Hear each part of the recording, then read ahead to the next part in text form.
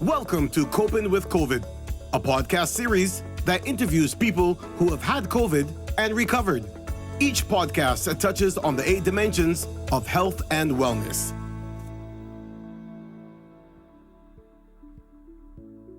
Good morning. My name is Dr. Carol Jacobs. My guest this morning is Mr. Ronald Gittens. Ronald, great to have you with us this morning. Thank you very much. We have had several conversations about your experiences with COVID. Your experiences, of course, were early last year, before even vaccinations. So there are a lot of reasons why I wanted you to share with us. But probably at the top of my list is the fact that so many people say they're not interested in vaccinations, they're not interested in all these precautions because COVID is no big thing. It's just like a cold.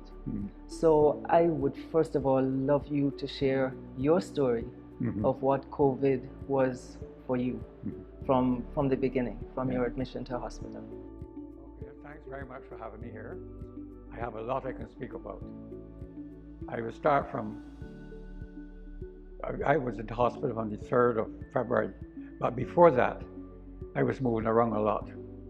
But true, I had my mask, but many times people had to say, but put your mask up, you know. And my granddaughter... So let me just flag that as a risk. Yes. A huge risk that we often don't take seriously enough. The need to pay attention to those protocols, to keep that mask on over your nose, covering your chin, to make sure that we're sanitizing, and the social distancing. Those are all so important. And clearly, probably not wearing that mask properly in those early days was part of your risk of exposure. Yes, I mean, my children, my grandchildren, they were always telling me, Dad, you should not be out. A person cannot keep quiet. I was out on the road all the time. And the Friday before I came down with the COVID-19, I was moving around a lot. I went to Sky Mall, I was in the supermarket, I was in a gas station. I was all over. I remember when I went to Sky Mall, I was going to Lynch Insurance. And when I came out to look for my car, I couldn't find my car. I was looking all around and I said, I asked about 3 or 4. One guy looked at me and said, Skipper, don't worry about that, man. This COVID thing got people forgetting where to put the things. They don't remember nothing. I thought I could do that. Anyhow, when I got home then, the next day I started this cough, right? And my grandchildren was and my wife and everybody said, you have to see the doctor. So I'm all right, man. When it came then during the week, then you were the 2 people's friends, the doctors, and they got behind her and said, look, you have to get him to a doctor. Eventually they called Queen Elizabeth Hospital, and the ambulance came for me on the 3rd.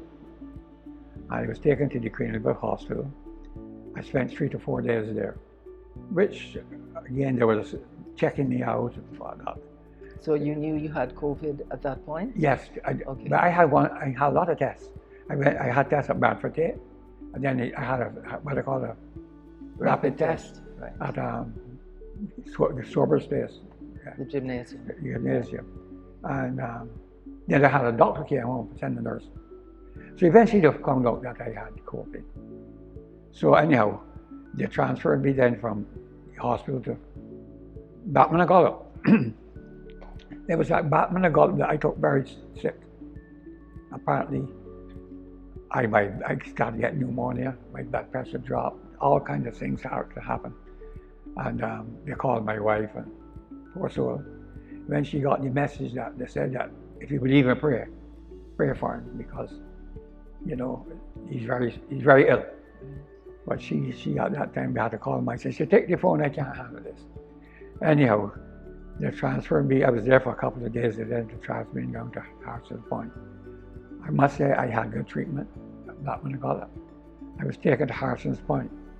At Harson's Point then, as I was actually in a bed facing big glass case with all the nurses and doctors and they're making the shifts and whatnot. How were you feeling at that point? Were you having trouble breathing? Were you coughing? I was sick. I was sick. I was very tired, very weak. Then they started to give me them remdesivir, which I must say, that saved my life. I don't know how people could be saying all over the world here in Barbados they're saying that in 2 years' time you can die from this thing or whatnot. A lot of man is very concerned. If I didn't have it then, it would not be here. You're very fortunate Right. that Yes, early I in the have. disease And then process I had you could get remdesivir. Then because of my heart, I have a heart problem. Right. That's why they were so particular with me. I have to get a valve replaced in my heart, a aortic valve, which I'm still able to get done now. Right. And that was so they gave me heparin. I don't know if you should know about heparin. Mm-hmm. That's blood clots and things like that. And I must say, I don't understand why people just don't want to be vaccinated. Since I've come out of this, I got my both vaccinations. I'm ready on the booster now. Right. And I don't understand the reason behind it. I've heard the Prime Minister, I've heard Dr. Corey Ford, Dr. Adriana, what's her name? I can't remember the name now. She also called Dr. Laura. Dr. Grandison. Grandison, yes. Everybody has been saying, get vaccinated. I don't know the reason why people don't want to be vaccinated. And I think it is stupid that those people, and not all the world are saying that this vaccination is dangerous and don't get remdesivir because it will kill you in 2 years' time. It's nonsense. Yeah. I've been through all of it and I am still here. People say I look well. You do? Some days, thank you very much. Some days I don't feel well because COVID is something that hits everything in your body. Correct. It attacks everything. I think I had to go back to hospital since I came out because my blood count dropped from 13 to 6.7. And that was how long after your original? But this happened about 3 months ago. 4 months ago. So you probably qualify for what we are calling long COVID, which That's is right. the long-term effects of COVID. Yes. Which is another message that I think we need to send to people, that you don't go to get COVID, you're in hospital. If you're there for a week or two, you're lucky you come out and you're fine. Mm-hmm. For many people, those consequences go way down the line because we're now almost 18 months since you had your first experience. But tell me a little more about Harrison Point, because I know that too people are scared of Harrison Point. They've heard all kinds of stories. And you have a good story about Harrison Point and your treatment there and the food there and all that. So share that with us a little bit. I can tell you that the facilities down there is fantastic. Fantastic. I have no problems when I was there. I had all the best treatment. There was nurses there all the time. There were people checking on you. The facilities are very, very, very up to date. Food, I had no complaint with the food. Being it's not a hotel, Absolutely not. And I could imagine now it would be more pressure now because there's a lot more cases down there for the staff and the cooking facilities. But it's unbelievable the treatment that you get. I got a lot of good treatment even from these other COVID people who were sick, because at one time I was so weak I could not move, and they had the younger ones that would come to me and say, "Daddy, don't move. We're gonna bring your food for you," and they would bring it. And then they'll leave, they'll come back again and collect it.